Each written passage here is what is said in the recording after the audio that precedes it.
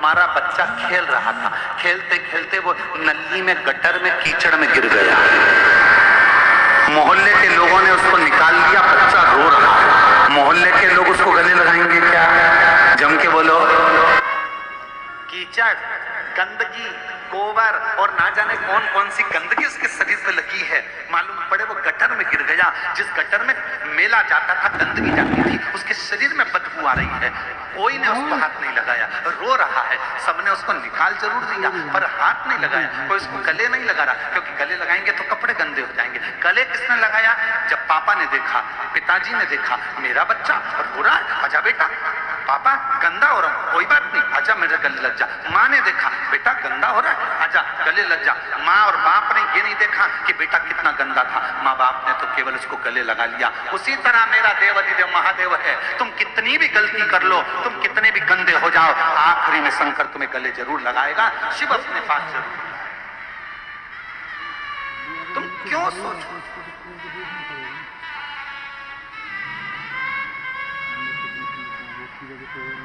वो पिता है। जब हम उसको भजते हैं तो ये भाव, एक पत्र है, अच्छा है, देखिए।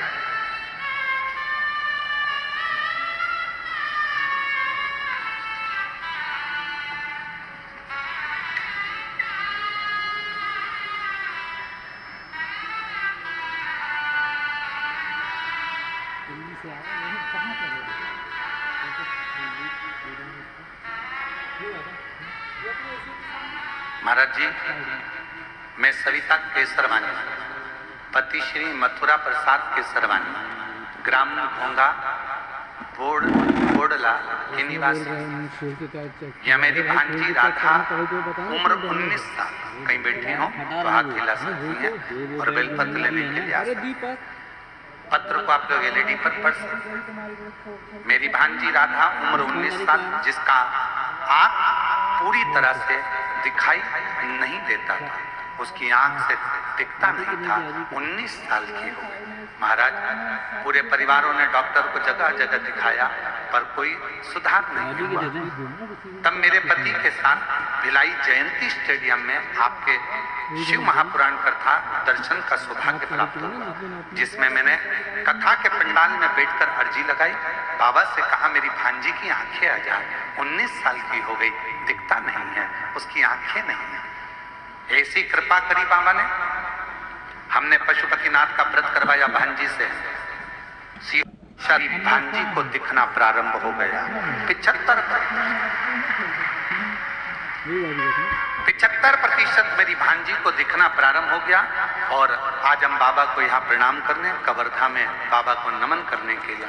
पत्र देखिए, कहीं बैठे हो तो आ सकते हैं, आप ही आ जाओ एक बेल पत्र लेने के लिए। एक पत्र और देखिए।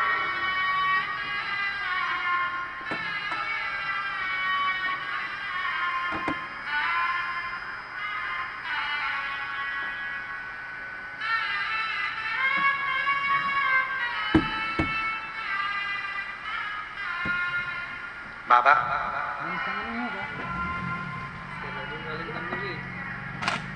मैं लता राजा वैष्णव, कहीं बैठे हो तो हाथ हिला सकते हैं। मैं लता राजा वैष्णव, ग्राम मुंगेली, टीही, गोछिया से मेरी बेटी मेघा, आइए साथ में ले आओ इसको, आ जाओ। मेरी बेटी मेघा बचपन से बोल नहीं पाती। जन्म लिया उस समय से ना ये बोलती थी ना इसको सुनता था। बहुत इलाज कराया पर निराशा हाथ लगी। सब डॉक्टरों ने कहा ये जिंदगी भर बोल नहीं सकती, सुन नहीं सकती। गुरुदेव, बेटी का जीवन है, कैसे संभालूं? पर किसी ने कहा कि भोलेनाथ की कथा आती है टीवी पर, सुनो। आस्था चैनल पर वो सियोर वाला बाबा कथा करता है, उसको सुनो। आसन लगाकर बेटी को कथा सुनाती। गुरुदेव तो पहुंच गई, वहां जाकर अपनी बेटी को वहां दंडवत कराया। की मिट्टी को बेटी के गले, वहां का रुद्राक्ष लेकर आई, पानी में गलाती, शिव जी को पिलाना प्रारंभ करा। आज मैं बाबा को धन्यवाद देने के लिए आई हूं कि मेरी बेटी अब बोलना प्रारंभ कर दी। मैं बाबा को धन्यवाद देने के लिए आई हूं। गुरुदेव, अभी कुछ दिन पहले मेरी बेटी के एक झटका आना प्रारंभ हो गया। झटके को देखकर डॉक्टर को बताया तो डॉक्टर बोले कि झटका आता रहेगा। तब भी मन नहीं माना। तब शिव के मंदिर जाना, एक विश्वास, डराने वाले डराएंगे। कोई कहेगा प्रदोष को ये मत करना, कोई कहेगा ऐसा मत करना, कोई कहेगा वैसा मत करना। मेरा निवेदन है मेरी जीजियों, मेरे जीजाओं, मेरी बेटियों, मेरे बेटाओं, मेरी बुजुर्ग माता पिता से निवेदन करूं, मेरे भाइयों से निवेदन करूं, हिम्मत मत हारना। शंकर के दुनिया कितनी भी हंसे, चाहे ताना कसे, चाहे अपशब्द कहे, चाहे कुछ भी कहे, तुम्हारे क्षेत्र में, तुम्हारे नजदीक में जब शिव महापुराण की कथा हो रही हो तो प्रयास करना, जब कुबेरेश्वर धाम से ये चलकर शिव महापुराण तुम्हारे गांव में, तुम्हारे नगर में आ जाए तो समय निकालकर 2 दिन, 5 दिन, 7 दिन पंडाल में बैठकर कथा जरूर सुनना और अपने जीवन को सार्थक जरूर पाना।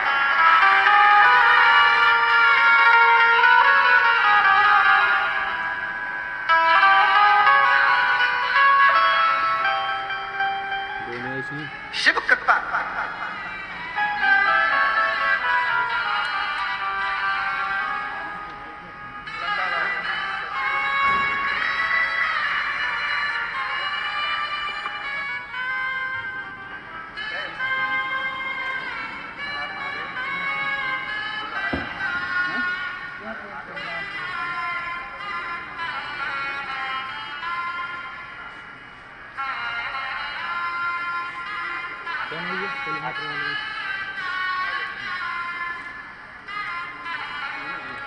तो कर दें 2 यूनिवर्सिटी डाल में। उनकी मम्मी कह रही है समझती नहीं थी, सूझता नहीं था।